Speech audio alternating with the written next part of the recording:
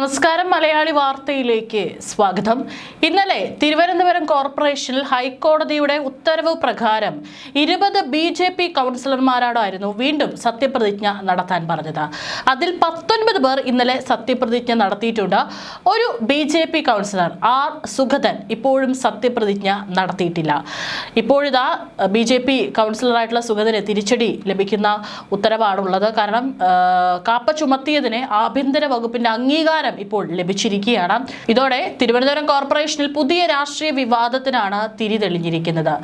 വിവിധ ദൈവങ്ങളുടെ പേരിൽ സത്യപ്രതിജ്ഞ ചെയ്തതിനെ തുടർന്നാണ് അസാധുവാക്കപ്പെട്ട 20 BJP കൗൺസിലർമാരിൽ ഒരാളാണ് സുഗതൻ. ഹൈക്കോടതി സത്യപ്രതിജ്ഞ അസാധുവാക്കിയതിൽ കാപ്പ കേസിൽ ജയിലിൽ കഴിയുന്ന വാഴോട്ടുകോണം BJP കൗൺസിലർ ആർ സുഗതനും ഉൾപ്പെട്ടതോടെ 6 മാസം പ്രായമായ കോർപ്പറേഷനിലെ BJP ഭരണസമിതി കടുത്ത പ്രതിരോധത്തിലാണിപ്പോൾ. സത്യപ്രതിജ്ഞ ചെയ്യാൻ 4 ആഴ്ച സമയമാണ് ഹൈക്കോടതി അനുവദിച്ചിരിക്കുന്നത്.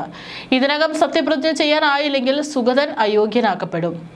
കേവല ഭൂരിപക്ഷമില്ലാത്തതിനാൽ ഭരണസമിതിയുടെ നിലനിൽപ്പ് അവതാളത്തിലാകുമെന്നാണ് ആശങ്ക.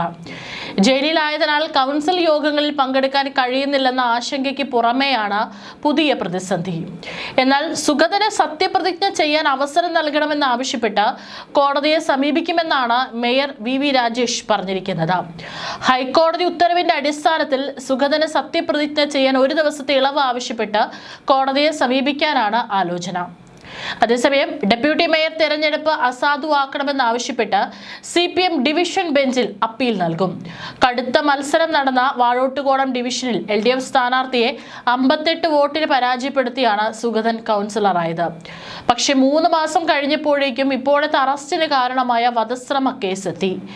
വെള്ളക്കടവ് ക്ഷേത്രത്തിലെ ഉത്സവത്തിൽ ഗാനമേളയ്ക്കിടെ പുതിയ പാട്ട് പാടാൻ ആവശ്യപ്പെട്ട് 2 പേർ വേദിക്കരികിലെത്തി ബഹളം വെച്ചു. അല്പം കഴിഞ്ഞ് സ്ഥലത്തെത്തിയ സുഗതൻ പരിപാടി അലങ്കോലപ്പെടുത്തിയെന്ന് ആരോപിച്ചാണ് ആളുമാറി യുവാവിനെ ഇരുമ്പ് പൈപ്പ് കൊണ്ട് മർദ്ദിക്കുകയായിരുന്നു. കേസെടുത്തതിന് പിന്നാലെ സുഗതൻ ആദ്യ സെഷൻസ് കോടതിയിലും പിന്നീട് ഹൈക്കോടതിയിലും മുൻകൂർ ജാമ്യാപേക്ഷ നൽകി. ഹൈക്കോടതി മുൻകൂർ ജാമ്യം തള്ളിയതോടെയായിരുന്നു അറസ്റ്റ്. ജാമ്യാപേക്ഷകൾ കോടതി തള്ളിയതോടെ ഇപ്പോഴും ജയിലിൽ കഴിയുകയാണ് സുഗതൻ.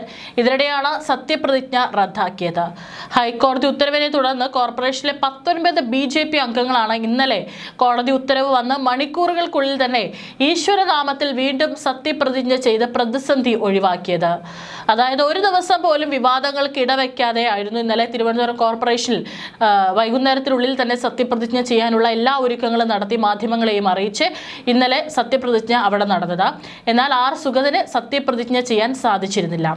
ഇക്കാര്യത്തിൽ നിയമപരമായി വഴി തേടാനാണ് BJPയുടെ തീരുമാനം. ഹൈക്കോടതി ഉത്തരവനുസരിച്ച് 14 ദിവസത്തിനുള്ളിൽ സത്യപ്രതിജ്ഞ പൂർത്തിയാക്കേണ്ടതുണ്ട്. അതിനായി കോടതിയെ സമീപിക്കാനാണ് സുഗതന്റെ നീക്കം. 26-ന് ചേരുന്ന കൗൺസിൽ യോഗത്തിൽ CPMഉം കോൺഗ്രസും അവിശ്വാസ പ്രമേയം കൊണ്ടുവന്നേക്കുമെന്ന സൂചന ലഭിച്ചതോടെയാണ് മേയറുടെ അതിവേഗ നീക്കങ്ങൾ. 20 പേരിൽ 19 പേരും ഈശ്വരനാമത്തിൽ സത്യപ്രതിജ്ഞ ചെയ്ത് പ്രതിസന്ധി മറികടന്നു. കാപ്പ കേസിൽ ജയിലിലുള്ള വാഴോട്ടുകോണം അംഗം ആർ സുഗതൻ സത്യപ്രതിജ്ഞ ചെയ്തിട്ടില്ല. സുഗതനെ സത്യപ്രതിജ്ഞ ചെയ്യാൻ 1 ദിവസത്തെ ഇളവ് ആവശ്യപ്പെട്ടാണ് കോടതിയെ ഇപ്പോൾ സമീപിക്കാൻ BJP ഒരുങ്ങുന്നത്. തിരുവനന്തപുരം കോർപ്പറേഷനിൽ സത്യപ്രതിജ്ഞ അസാധുവാക്കട്ടെ 20 BJP കൗൺസിലർമാരിൽ ഒരാളാണ് സുഗതൻ. ഗുരുദേവ നാമത്തിലായിരുന്നു സുഗതൻ സത്യപ്രതിജ്ഞ ചെയ്തത്. വട്ടിയൂർക്കാവ് പോലീസിന്റെ റൌഡി ലിസ്റ്റിൽ ഉൾപ്പെട്ടയാളാണ് ആർ സുഗതൻ. 2019 ഓഗസ്റ്റ് 25-ന് ഒരാളെ കല്ലുകൊണ്ട് തലയ്ക്കടിച്ചതിനും മനഃപൂർവ്വമല്ലാത്ത നരഹത്യാ ശ്രമം. 2023 ജൂലൈ 20-ന് മറ്റൊരാളുടെ വീട്ടിൽ അതിക്രമിച്ചു കയറി വാഹനങ്ങൾ വീട് ആക്രമിച്ചു തകർത്തു. 2023 ജൂലൈ 17-ന് ഭർത്താവിനെതിരെയുള്ള പക തീർക്കാൻ ഭാര്യയെ വീട്ടിൽ കയറി ആക്രമിച്ചു. 2025 മാർച്ച് 14-ന് ബിസിനസ് തർക്കത്തെ തുടർന്ന് യുവാവിനെ ആക്രമിച്ച കേസിലും മനഃപൂർവ്വമല്ലാത്ത നരഹത്യാ ശ്രമക്കുറ്റം.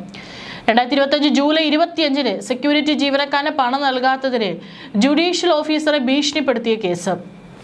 2026 ഫെബ്രുവരി 2-ന് അന്ന് MLA ആയിരുന്ന VK പ്രശാന്തിന്റെ പരാതിയിൽ ശിശുമന്ദിരം ജീവനക്കാരെ ഭീഷണിപ്പെടുത്തി മന്ദിരത്തിന്റെ ഉദ്ഘാടന ചടങ്ങ് തടസ്സപ്പെടുത്തിയെന്ന കേസിലും പ്രതിയാണ് സുഗതൻ.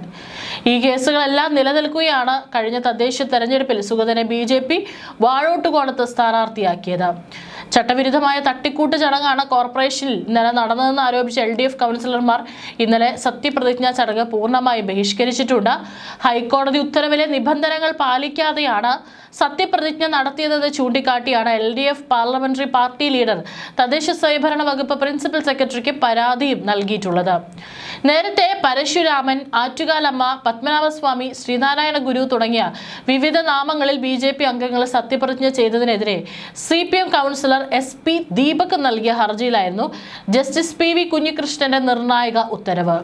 കുറി വരച്ചാലും കുരിശ് വരച്ചാലും കുമ്പിട്ട് നിസ്കരിച്ചാലും കാണുന്നതും ഒന്ന് കേൾക്കുന്നതും ഒന്ന്, കരുണാമയനാം ദേവമൊന്ന് എന്ന MD രാജേന്ദ്രൻ എഴുതിയ പ്രശസ്തമായ മലയാള സിനിമാ ഗാനം പരാമർശിച്ചായിരുന്നു ഹൈക്കോടതിയുടെ വിധി.